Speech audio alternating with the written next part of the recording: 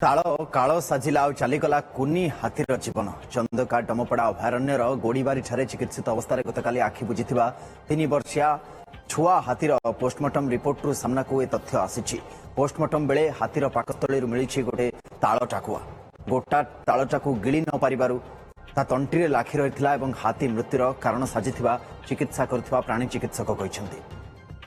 August 21 Balangir Deogaon जंगल उद्धार होता ए हाथी छुआटी भलरे खाई पी पारुन वन कर्मचारी उद्धार कर अधिक चिकित्सा गोड़ीबारी को पठाई हाथी को एठाकू अणाजिबा परे एक्सरे एंडोस्कोपी भी करा जायतिला। एंटीबायोटिक्स सालाइन दिया जाई हाथी छुआ को बंचाइबा को ढेर चेष्टा डाक्तरी टीम करथिला हेले शेषरे समस्त को निराश हेबा को पड़िला। गतकाली संध्यारे आखि बुझिछि असुस्थ छुआ हाथीटी। तेणे ताल खाई हाथी मरिवा घटना प्रथम थर शुणा मिली वन्यप्राणी विशेषज्ञ।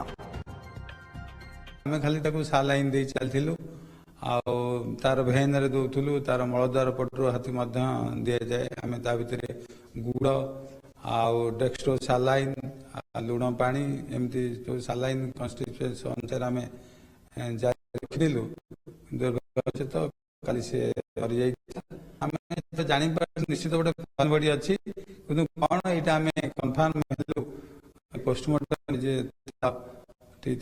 अटकईला आम शेष मुहूर्त जदि सफल होता पाकस्थल को ठेलिया कि तार अत्यधिक दुर्बलता जो सी रिकवर कर पारानी से काली चलीगला। छोट छुआटा दल रही बेले से लक्ष्य करके खाऊ ये भी खाई तेणु ये खाई यार पैसेजटा छटिया तालटा बेस बासना गुड़ बासना मद बासना तेणु से खाई बासना आम किसी नेचुरल डेथ एगुड़ा सब आमको गोटे गोटे शिक्षा मिलूँ।